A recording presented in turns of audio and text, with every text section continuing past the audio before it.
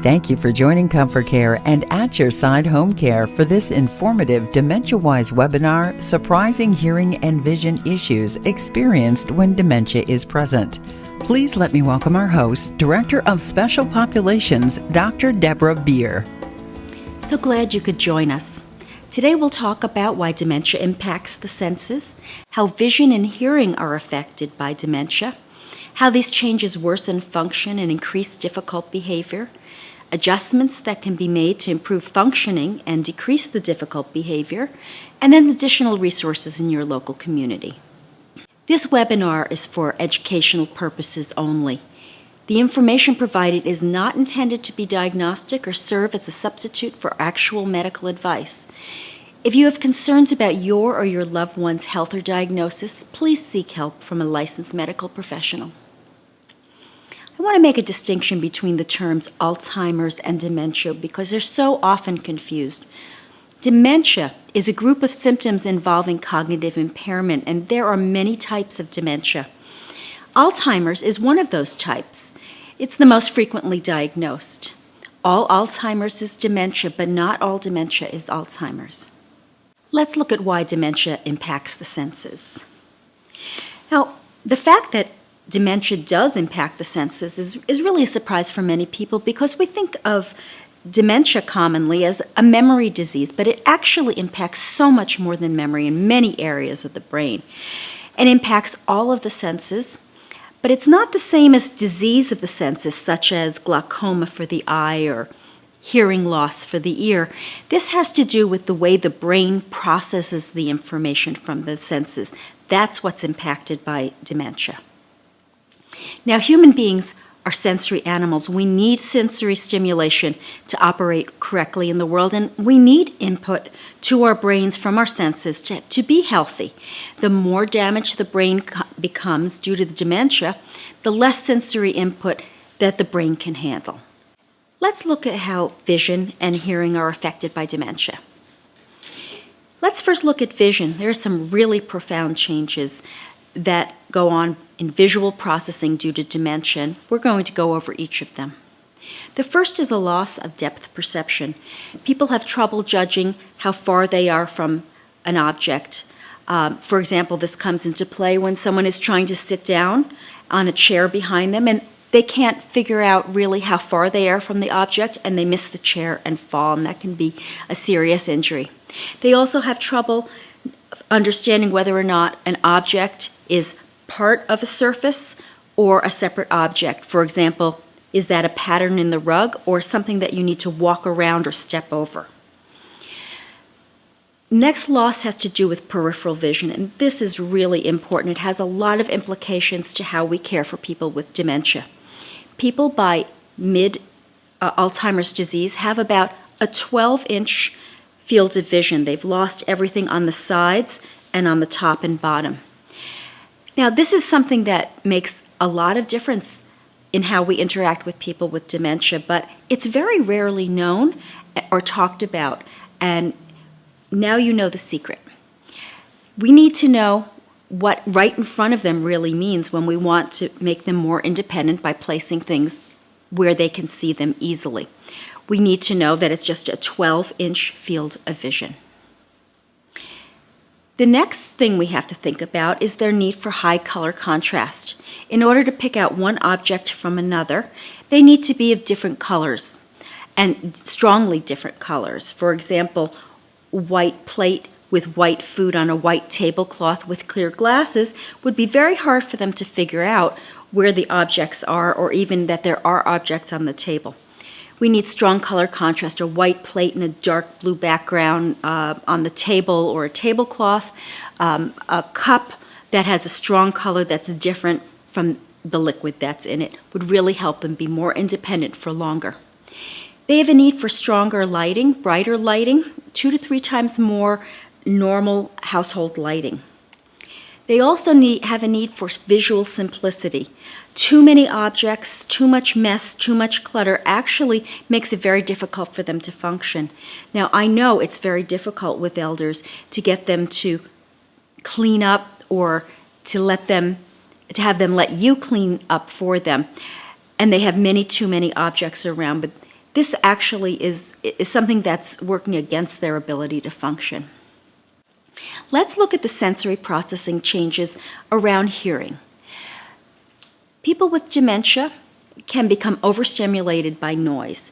They can become confused and agitated, overly emotional in a noisy environment. Using TV as a background, while it may be normal for them earlier in their lives, can actually work against their ability to function.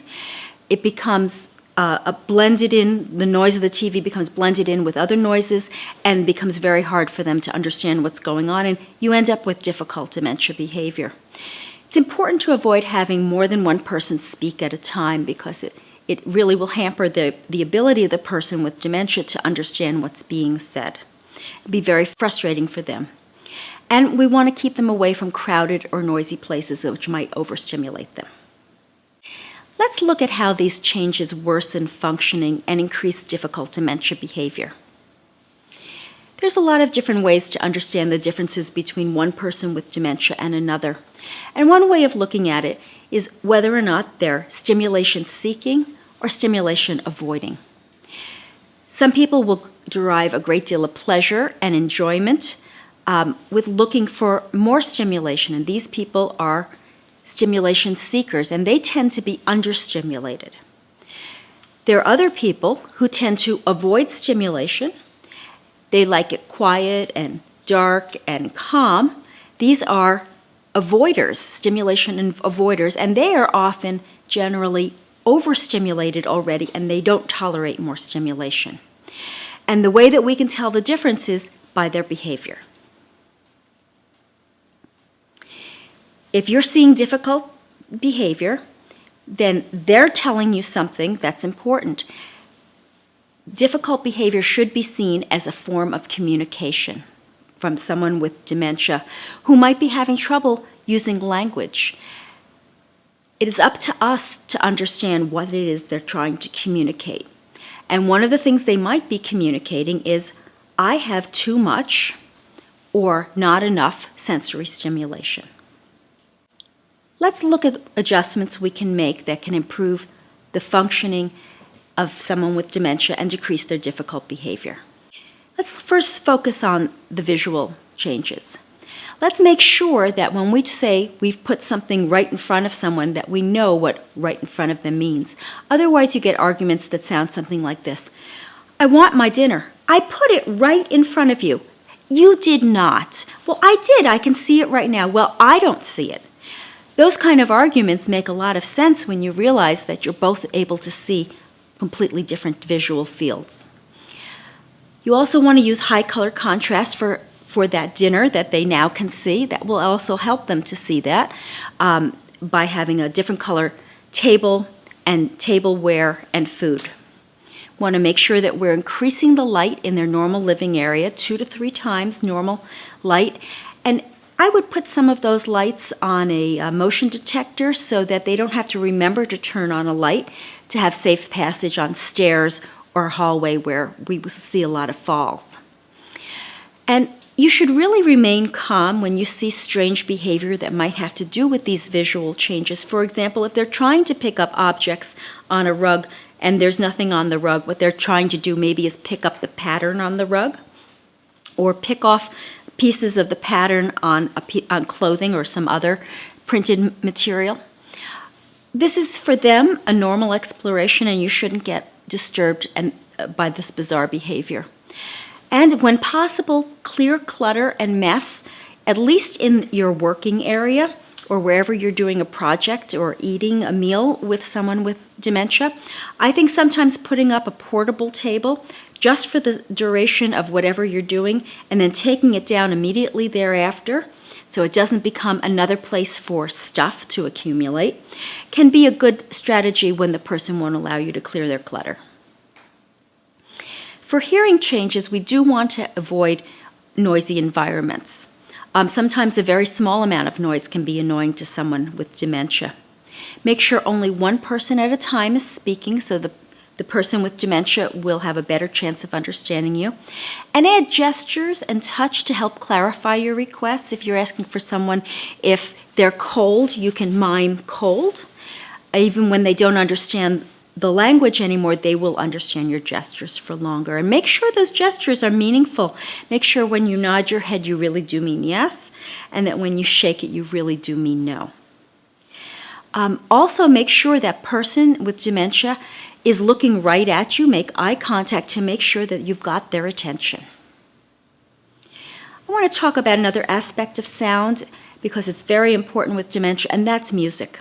Music is absolutely magical in a person's life, in all of our lives, and with dementia, it's particularly powerful. Despite their sensory changes, they still can understand and enjoy music and rhythm until the very end of their lives. So it's very important, if you have an opportunity, to play their favorite music from some time in the past to improve their moods and prevent difficult behavior.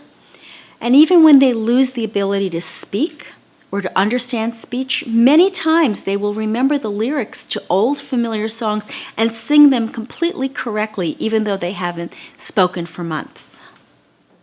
Let's look at some additional resources in your local community. Are you a family member with someone with dementia or a healthcare professional working with dementia clients, patients, caregivers, or families? Our offices can assist with strategies and solutions for your dementia care challenges. Contact your local ComForCare or At Your Side home care office for more information about our services. And if you'd like to learn more about DementiaWise or dementia care best practices, there are many other features to DementiaWise than we've discussed tonight. Look for DementiaWise presentations and family caregiver support groups in your area for more information, and sign up to receive free information about dementia care and other topics at ComForCare.com and AtYourSideHomeCare.com. Thank you so much for joining us.